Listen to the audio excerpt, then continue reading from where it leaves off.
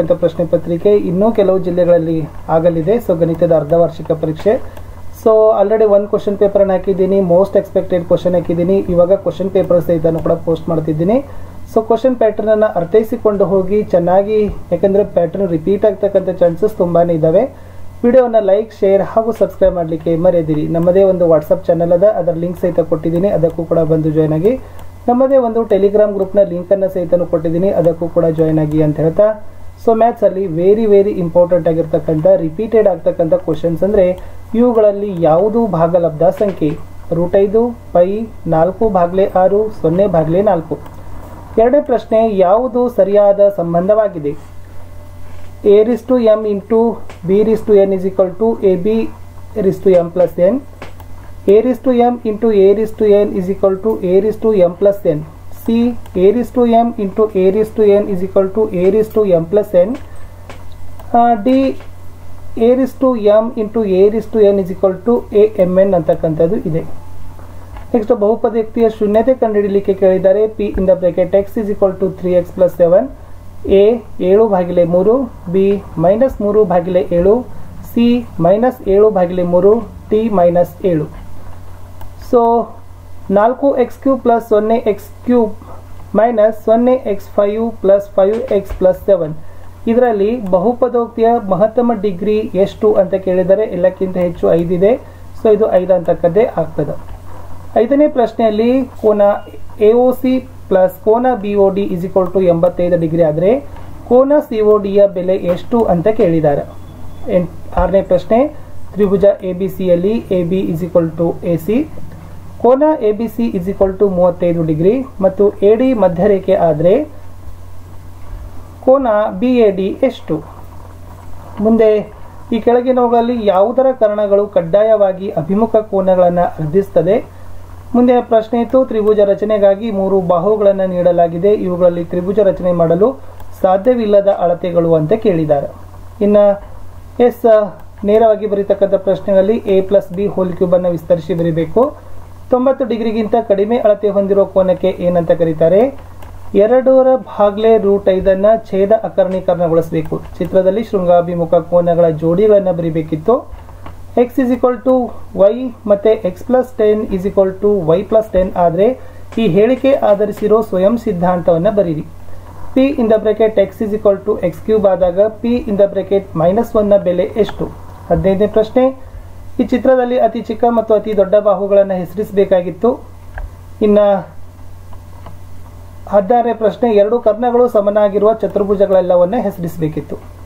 ಇನ್ನು 2 ಅಂಕದ ಪ್ರಶ್ನೆ ಒಟ್ಟಾರೆ 8 ಇರ್ತವೆ. 17ನೇ ಪ್ರಶ್ನೆ, √3 ಸಂಖ್ಯಾ ರೇಖೆ ಮೇಲೆ ಗುರುತಿಸಬೇಕು. 18ನೇ ಪ್ರಶ್ನೆ, 3/10 4/10ಗಳ ನಡುವಿನ 3 ಭಾಗಲಬ್ಧ ಸಂಖ್ಯೆಗಳನ್ನು ಬರೀಬೇಕಿತ್ತು. 19ನೇ ಪ್ರಶ್ನೆಯಲ್ಲಿ x ದ ಬೆಲೆಗಳನ್ನು ಕಂಡುಹಿಡಿಯಲಿಕ್ಕೆ ಕೇಳಿದ್ದಾರೆ. 20ನೇ ಪ್ರಶ್ನೆ, ತ್ರಿಭುಜ ABC ದಲ್ಲಿ ADಯು ಕೋನ A ನ ಕೋನಾರ್ಧಕ, BC ಗೆ ಲಂಬ. ಹಾಗಾದ್ರೆ ಸಮದ್ವಿಬಾಹು ತ್ರಿಭುಜ ಅಂತ ತೋರಿಸ್ರಿ. ಮುಂದಿನ ಪ್ರಶ್ನೆ, 3+5 3x - 5 ನಿತ್ಯ ಸಮೀಕರಣ ಉಪಯೋಗಿಸಿ ಗುಣಿಸಬೇಕು. ಯೂಕ್ಲಿಡ್ನ 2 ಆಧಾರ ಪ್ರತಿಜ್ಞೆಗಳನ್ನು ಬರೀಲಿಕ್ಕೆ ಕೇಳಿದ್ದಾರೆ. ಮುಂದೆ ಅಪವರ್ತಿಸಬೇಕು. x² - 5x + 6 ಕೋನ ಮಾಪಕವಿಲ್ಲದೆ 45 ಡಿಗ್ರಿ ಕೋನವನ್ನು ರಚಿಸಬೇಕು. ಇನ್ನು 3 ಅಂಕದ 9 ಪ್ರಶ್ನೆಗಳಲ್ಲಿ ಕೇಳಿದ್ದಾರೆ. x³ + 13x² + 32x + 20 ಇದನ್ನ x+2 ನಿಂದ ಭಾಗಿಸಿ x+2 ಇದು ದತ್ತ ಬೀಜೋಕ್ತಿಯ ಅಪವರ್ತನವಾಗಿದೆ ಅಂತ ಪರೀಕ್ಷೆ ಮಾಡಬೇಕು. ಮುಂದೆ 1.27 ಇದನ್ನ PQ ರೂಪದಲ್ಲಿ ವ್ಯಕ್ತಪಡಿಸಬೇಕು. BC 6 ಸೆಂಟಿಮೀಟರ್ ಬೇಕು, AB + AC 8 ಸೆಂಟಿಮೀಟರ್ ಬೇಕು, B 70 ಡಿಗ್ರಿ ಇರುವಂತೆ ತ್ರಿಭುಜ ABC ರಚಿಸಬೇಕು. ಸೊ ಚಿತ್ರದಲ್ಲಿ ನೋಡಿ ಏನು ಕಂಡುಹಿಡಿಯಲಿಕ್ಕೆ ಕೇಳಿದರೆ ಶೃಂಗಾಭಿಮುಖ ಕೋನಗಳ ಎಲ್ಲಾ ಜೋಡಿ, ಅನುರೂಪ ಕೋನಗಳ ಎಲ್ಲಾ ಜೋಡಿ. 29ನೇ ಪ್ರಶ್ನೆಯಲ್ಲಿತ್ತು. ಸೊ ಇದನ್ನ ಸಾಧನೆ ಮಾಡ್ಲಿಕ್ಕೆ ಹೇಳಿದ್ದಾರೆ. ಮುಂದಿನ ಪ್ರಶ್ನೆ, ABCD ಚತುರ್ಭುಜದಲ್ಲಿ ಕೋನ A, ಕೋನ B, ಕೋನ C ಮತ್ತು ಕೋನ D ಅನುಪಾತ 1 2 4 5 ಆದರೆ ಪ್ರತಿ ಕೋನದ ಅಳತೆ ಕಂಡುಹಿಡಿಯಿರಿ. ಎಸ್ ಒಂದು ಥಿಯರಮ್ ಇದೆ. ಒಂದು ಸಮದ್ವಿಬಾಹು ತ್ರಿಭುಜದಲ್ಲಿ ಸಮಬಾಹುಗಳಿಗೆ ಅಭಿಮುಖವಾಗಿರುವ ಕೋನಗಳು ಸಮವಾಗಿರ್ತವೆ ಅಂತ ಸಾಧಿಸಿ ಪ್ರಮೇಯ ಇತ್ತು. ಇನ್ನು ಅನುಕ್ರಮ ವರ್ಧನೆ ಉಪಯೋಗಿಸಿ ಸಂಖ್ಯಾ ರೇಖೆ ಮೇಲೆ ಏನ್ ಮಾಡಬೇಕು? 4.35 ದೃಶ್ಯೀಕರಿಸಬೇಕು. 4 ಅಂಕಕ್ಕೆ ಇರತಕ್ಕಂಥದ್ದು AB + BC + CD 12 ಸೆಂಟಿಮೀಟರ್ ಇದೆ. AB 70 ಡಿಗ್ರಿ ಆದರೆ ಕೋನ C = 60 ಡಿಗ್ರಿ ಇರುವಂತೆ ರಚಿಸ್ರಿ. 35ರಲ್ಲಿತ್ತು 3x4 -3x³ -3x -1 ಅನ್ನು x -1 ರಿಂದ ಭಾಗಾಕಾರ ಮಾಡಿ ಭಾಗಲಬ್ಧ ಮತ್ತು ಶೇಷ ಕಂಡುಹಿಡಿಯಿರಿ ಮತ್ತು ಶೇಷ ಪ್ರಮೇಯದ ಸಹಾಯದಿಂದ ಶೇಷವನ್ನು ಕಂಡುಹಿಡಿಯಿರಿ ಅಂತ ಕೇಳಿದ್ದಾರೆ. ಸೊ ಚಿತ್ರದಲ್ಲಿ ಕೊಟ್ಟಿದ್ದಾರೆ ಕೋನ XM y ಕಂಡುಹಿಡಿಬೇಕಾಗಿತ್ತು, ಒಂದು ಸುಳುಹು ಸಹಿತ ಕೊಟ್ಟಿದ್ದಾರೆ. ಇಲ್ಲಿ ಸಂಕ್ಷೇಪಿಸಲಿಕ್ಕೆ ಟೋಟಲ್ ಆಗಿರ್ತಕ್ಕಂಥ 4 ಇದಾವೆ. ಯಾವುದಪ್ಪ ಅಂದರೆ 2√7 + 3√7 -8√8 ಅಂತ ಇದೆ. ನೆಕ್ಸ್ಟ್ ಇರೋದು √7 + √5 √3 + √6. ನೆಕ್ಸ್ಟ್ ಇರೋದು √5 + √3 √5 -√3 ಡಿವೈಡೆಡ್ ಬೈ ಅಷ್ಟೇ ಇರೋದು √10 + √5 2 ಅಂತಕ್ಕಂಥದ್ದು ಇದೆ. ಎಸ್, ಸೊ ಇಲ್ಲಿ ನಾನು ಅರ್ಜ್ ಮಾಡಿದ್ರೆ ಗೊತ್ತಾಗ್ತದೆ ಅದು ಏನಂದರೆ ಸ್ಕ್ವೇರ್ ಅಂತಕ್ಕಂಥದ್ದು ಇದೆ. ಇನ್ನು ಲಾಸ್ಟ್ಗೆ ಇದು ರಿಪೀಟೆಡ್ ಆಗಿರ್ತಕ್ಕಂಥ ಕ್ವಶನ್, ತ್ರಿಭುಜಕ್ಕೆ ಸಂಬಂಧಿಸಿದ ಮಧ್ಯಬಿಂದು ಪ್ರಮೇಯವನ್ನು ನಿರೂಪಿಸಬೇಕು ಮತ್ತು ಸಾಧಿಸಬೇಕು. ಆಲ್ರೆಡಿ ನಮ್ಮ ವ್ಯೂವರ್ಸ್ ಭಾಳ ಜನ ಕೇಳ್ತಿದ್ರು ಸರ್ ಮ್ಯಾಥಮೆಟಿಕ್ಸ್ ಕ್ವಶನ್ ಪೇಪರ್ ಹಾಕಿ ಅಂತ. ಸೊ ಇದು ಇವತ್ತು ಮ್ಯಾಥಮೆಟಿಕ್ಸ್ ಕ್ವಶನ್ ಪೇಪರನ್ನು ನಾನು ನಿಮಗಾಗಿ ತಂದಿದ್ದೀನಿ. ತುಂಬ ಮೋಸ್ಟ್ ಇಂಪಾರ್ಟೆಂಟ್ ಆಗಿರ್ತಕ್ಕಂಥ ಕ್ವಶನ್ ಪೇಪರ್ ಇತ್ತು. ತಾವೆಲ್ಲರೂ ಕೂಡ ವಿಡಿಯೋನ ಲೈಕ್, ಶೇರ್ ಹಾಗೂ ಸಬ್ಸ್ಕ್ರೈಬ್ ಮಾಡಲಿಕ್ಕೆ ಮರೆಯದಿರಿ. ನಿಮ್ಮ ಒಂದು ಲೈಕ್, ನಿಮ್ಮ ಒಂದು ಶೇರ್ ನಮಗೆ ಭಾಳಷ್ಟು ಮೋಟಿವೇಶನನ್ನು ತಂದು ಕೊಡ್ತದೆ. ಆಲ್ರೆಡಿ ಕ್ವಶನ್ ಪೇಪರನ್ನು ನಾನು ಭಾಳ ಕ್ವಶನ್ ಪೇಪರನ್ನು ಹಾಕಿದ್ದೀನಿ. ಎಲ್ಲ ವಿಷಯಗಳಿಗೂ ಕೂಡ ಕ್ವಶನ್ ಪೇಪರ್ಗಳಿದ್ದಾವೆ. ಅದರ ಲಿಂಕ್ಗಳನ್ನು ಸಹಿತ ಕೂಡ ನಾನು ಏನು ಮಾಡಿದ್ದೀನಿ, FA/SA ಎಕ್ಸಾಮ್ ಕ್ವಶನ್ ಪೇಪರ್ 2023-24 ಅಂತ ಇದೆ, ಅದನ್ನು ಒತ್ತಿ ತಾವು ನೋಡ್ಬೋದು. ಆಮೇಲೆ ಜೊತೆಗೆ ಉಳಿದ ವಿಷಯಗಳ ಪ್ರಶ್ನೆ ಪತ್ರಿಕೆಗಳನ್ನು ಮತ್ತು ಕೀ ಉತ್ತರಗಳನ್ನು ಸಹಿತನೂ ಕೂಡ ನಾನು ಹಾಕಿದ್ದೀನಿ.